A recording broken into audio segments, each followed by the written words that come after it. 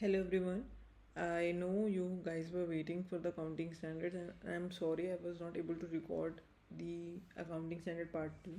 So what I have done is मैंने कुछ markings यहाँ पे कर दिए हैं आपके बाकी अकाउंटिंग स्टैंडर्ड्स के एंड 10 और 11 का भी ऊपर अकाउंट मार्किंग है। उसके अलावा मैं आपको एक की मतलब तरीका बता रही हूँ फॉर एनी अकाउंटिंग स्टैंडर्ड्स। आपको क्या करना होता है, उसकी डेफिनेशंस की टर्म्स होते हैं वो आपको पढ़नी है, फार्मूलाज देखने हैं अगर हैं तो, नहीं ये ज़रूरी नहीं है हर अकाउंटिंग स्टैंडर्ड में फार्मूलाज हों।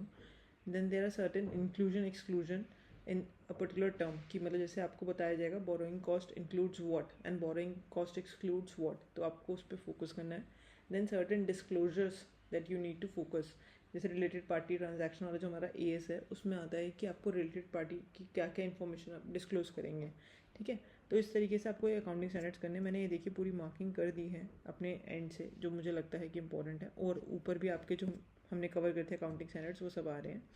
ठीक है, अब इसके अलावा आप लोगों की क्वेरीज आ रही कि मैडम कॉस्टिंग का भी बता दो। So what I am going to do in this video is मैं आपको लिंक शेयर कर रही हूँ कॉस्ट का। जैसे जो भी मैंने अपने मतलब मटेरियल क्या था बेसिकली थोड़ा सा ही रिवाइज करता है ICAI या ICMI, उन्होंने कुछ रिविजन्स तो करें, डेफिनेटली करें, बट आप इन मटेरियल्स के थ्रू काफ़ी हद तक पता लगा पाएंगे कि what was important and what was not. तो मैंने इनका अंडरलाइन कर दिया था। ठीक है, तो आप इनको पढ़ लीजिएगा एक बारी और अपनी प्रिपरेशन से एक बारी अलाइन करके देख लीजिएगा।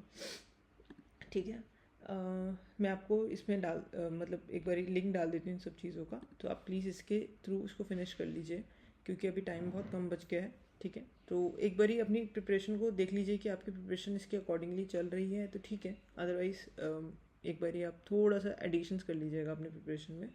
And all the very best, I hope you will rock, nothing to be worry about, बस अपने कॉन्सेप्ट क्लियर करके जाएं आराम से। It is like another exam of life.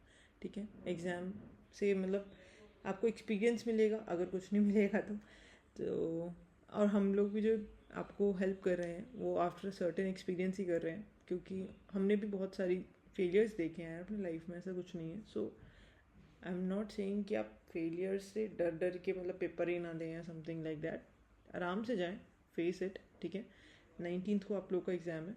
सो अच्छे से विद मतलब रिलैक्स माइंड, और देखिए मेरे हिसाब से रिलैक्स माइंड वो होता है जो मतलब रिवीजन करके जाता है ना, तो आपको अंदर से कॉन्फिडेंस रहता है। तो please try revising the things. ठीक है, 100% नहीं भी होगा चलेगा, but what ever you do it 100%। मेरा ये मानना है कि आप बेशक सिलेबस 100% ना करके जाए, लेकिन वट एवर यू डू वो अपना 100% करें। ठीक है, चलिए ऑल द वेरी बेस्ट, और लिंक्स मैं आपको शेयर कर दूँगी। ठीक है, ओके बाय।